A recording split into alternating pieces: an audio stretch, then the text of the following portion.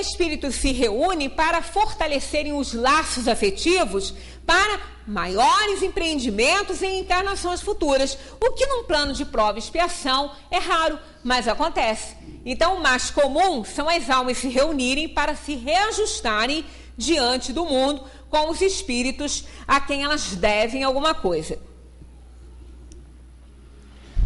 Uma criança não pode ser fruto de uma decisão de momento, de um impulso impensado, de uma união irresponsável, como que alienada. Ou então, para consertar casamento, às vezes o casamento não vai bem, alguém dá um pitaco na família, arranja um filho que as coisas melhoram. Olha que isso é um perigo. Quem sabe quem vai reencarnar ali? Às vezes vem aquela alma para incendiar cada vez mais a relação. Então, criança, filhos, não são para isso. Para consertar casamento, para prender, né, um marido em casa, ou para dar mais responsabilidade a uma mãe irresponsável, nada disso. Né? As crianças, as almas que reencarnam em nossa casa, são presentes de Deus para que a gente possa evoluir e também ajudá-las a evoluir. Então, elas precisam de um lar equilibrado, caso contrário, muitos problemas todos vão enfrentar. A criança precisa ser aceita, compreendida e ajudada. Até falamos isso aqui na terça-feira passada, quando estamos falando sobre o casamento, o celibato, a lei de reprodução. Até terça-feira vai ser casamento, celibato e poligamia.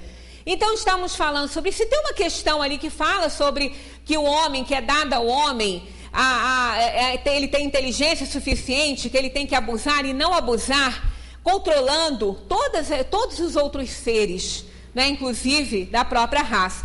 Então, é lógico que uma família, ela pode planejar, ela pode controlar o número de filhos, planejar, né, senão nós não vamos se deixar a natureza agir. É uma irresponsabilidade, muitas vezes, que acontecendo. Agora, são muitos os motivos que as pessoas alegam para que as crianças não nasçam, né? Para que elas não tenham filhos. Então, tudo isso vai ser pesado.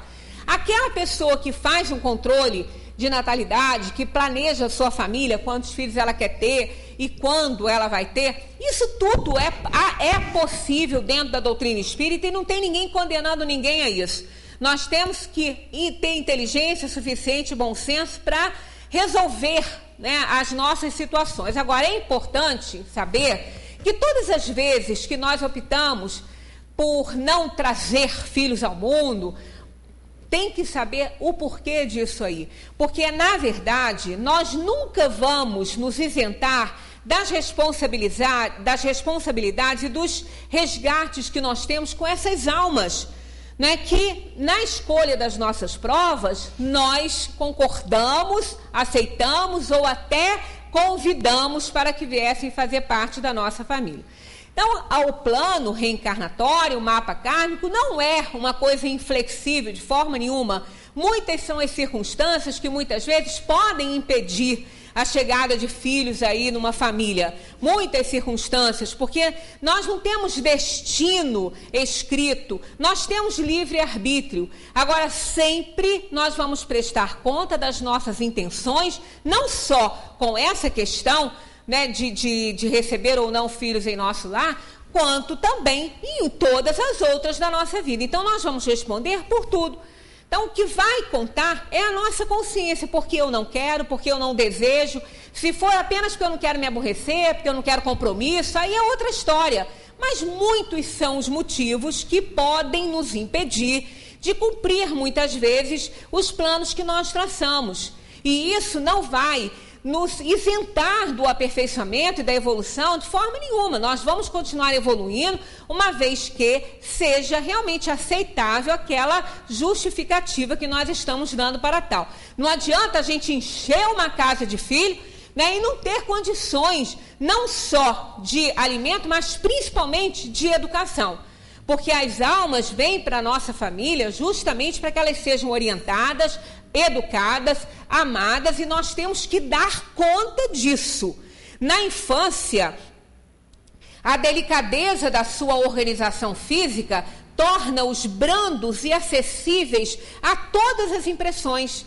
Então é nesse período que nós temos que fazer a nossa maior parte na questão educativa. Tem até um texto que eu não trouxe, mas vocês conhecem, que eu já trouxe outras vezes aqui. Tudo que eu preciso saber na minha vida eu aprendi num jardim de infância. E é verdade. Em uma outra oportunidade eu trago que é muito interessante. Então a criança, ela recebe muito bem, né? Ela aprende tudo com uma facilidade muito grande. Ela tem uma facilidade enorme de absorver conhecimentos intelectuais de línguas, idiomas, né? Uma criança aprende um outro idioma com muita facilidade.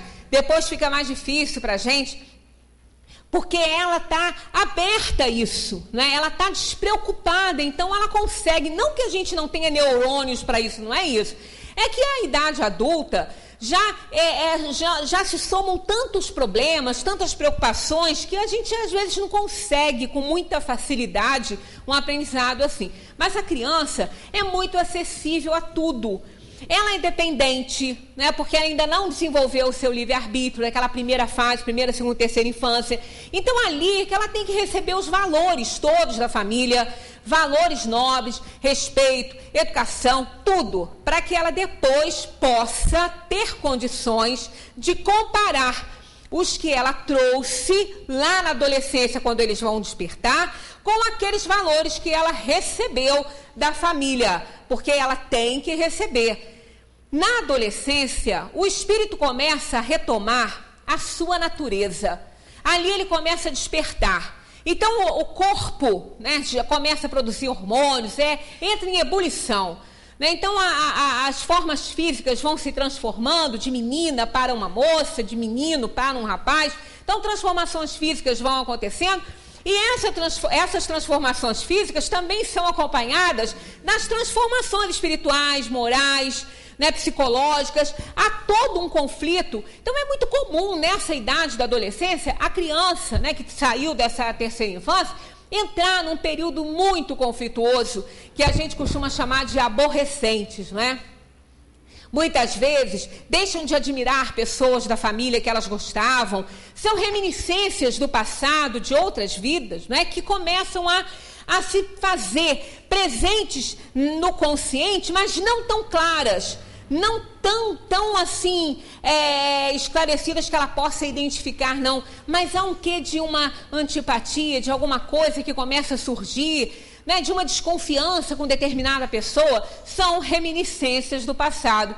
Às vezes, muitas vezes, elas começam a perceber que aquele pai não é tão herói assim, que aquela mãe também não é uma heroína. E conflitos, começa a surgir um problema sério, que muitas vezes eles começam a ter problemas de relacionamento com os pais, sem muita razão, e entram num problema maior ainda, por causa disso, porque nós fomos criados dessa forma, para respeitar o pai, a mãe. Hoje a gente não faz muito isso, mas eu sempre chamei minha mãe de senhora, não a senhora, o meu pai de senhor. Hoje não é assim, mas a gente sempre foi criado assim, né? Para respeitar os pais, para tê-los como exemplo, essas coisas todas. E são espíritos como nós, cheios de erros, cheios de problemas. E na adolescência, criança saindo da terceira infância, entrando na adolescência, esse espírito começa a perceber e começa a entrar em conflito. E isso aí, se ele tiver o apoio, o carinho, a atenção, sobretudo o amor dos pais, ele consegue superar na maioria das vezes. Essa faixa de adolescência, ela varia entre 12 e 18 anos, um pouco para mais, um pouco para menos, dependendo muito. Hoje, né, as crianças estão amadurecendo muito cedo, até fisicamente. As menininhas com 9 anos estão tendo a sua primeira menstruação. Então as coisas estão se antecipando. E essa descoberta está acontecendo cada vez mais cedo. Mas o período normal, assim, é entre 12 e 18 anos. E é caracterizado, então, por intensos conflitos e por persistentes esforços de autoafirmação. Aí entra aquele problema. Ela precisa de muita ajuda, mas ela tem que ter tido os valores, ela tem que ter recebido a educação naquela fase em que ela estava mais acessível. que é na primeira, segunda e terceira infância, até os 11 anos de idade. Porque depois fica mais difícil. Ensiná-los depois fica mais difícil. Porque aí ele despertando, ele já começa a usar as suas próprias escolhas. O que ele não fazia antes, que não podia, que ele não sabia ainda. Né? Porque a inteligência não estava ainda se manifestando, ele não podia fazer grandes escolhas. Então depois fica muito difícil. Aquele pai, aquela mãe que não derem limites nesse princípio, depois ela muitas vezes não consegue segurar as rédeas aí da educação dos filhos, né? A família exerce uma influência fundamental e indispensável no desenvolvimento do caráter dos espíritos reencarnantes. Eu até não trouxe o painelzinho, porque eu também fiquei lambendo a cria hoje, porque veio e foi embora justamente quase na hora de eu vir para cá, e eu não lembrei de pegar esse painelzinho, mas vocês até já conhecem. É uma folhinha que tem uma circunferência dividida em 4, e ali tem, numa parte, em um quarto dela, influência de mãe, no outro um quarto, influência de pai, depois do outro, influência do meio e influência do acervo que ela já traz. Então, olha a influência de pai e de mãe, como é que são grandes. É metade dessa circunferência.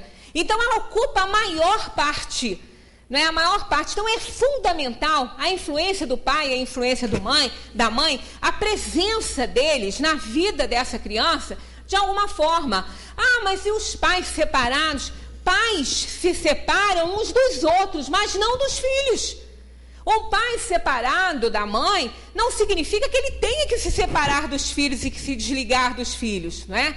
Então tem que ter maturidade suficiente para continuar dando educação, sendo presente na vida desse filho, ainda que não esteja morando na mesma casa. Isso não é um obstáculo, nem um empecilho, né? Temos que ter muito cuidado e deixar aí um pouco o egoísmo de lado, porque senão fica aquele joguinho de empurra, e sua mãe é isso, e seu pai é isso, aí começa a criança a ficar perturbada. E nós vamos ser responsáveis depois pela desarmonia nessa alma reencarnada, enfrentando tantos problemas. Então a família, ela exerce influência fundamental no desenvolvimento dessa alma. A falta de valores morais na família tem levado muitos jovens a buscarem nas sensações desregradas, a fuga para os problemas que os afligem. Não estamos falando que todos os jovens desencaminhados, todos os jovens problemáticos não tiveram apoio na família. Não estamos dizendo isso. Estamos dizendo que a falta de valores morais na família tem levado muitos jovens a buscarem nas sensações desregradas a fuga para os problemas que os afligem. Nem todos os jovens com problemas, a família tem problemas morais, não é isso, né? Mas isso aí, quando não existe, vai repercutir naquela alma reencarnada, principalmente se ela não for uma alma muito evoluída. Se o lar falhar nos seus deveres com a criança, muito provavelmente a criança falhará nos seus deveres consigo mesma, com a família, com a sociedade e principalmente com Deus. Então não adianta falar, tem que fazer. Não é aquela educação que o pai vai dar, faço o que eu mando e não faço o que eu faço, isso não existe, né? Isso não existe. O pai tem que ter realmente moral, né? Ele não pode fazer uma coisa e ensinar outra. Ele tem que representar aquilo que ele está ensinando, ele tem que fazer. O exemplo é uma didática viva. As crianças, elas aprendem o que elas veem, o que elas observam, e são extremamente observadoras, muito mais do que nós.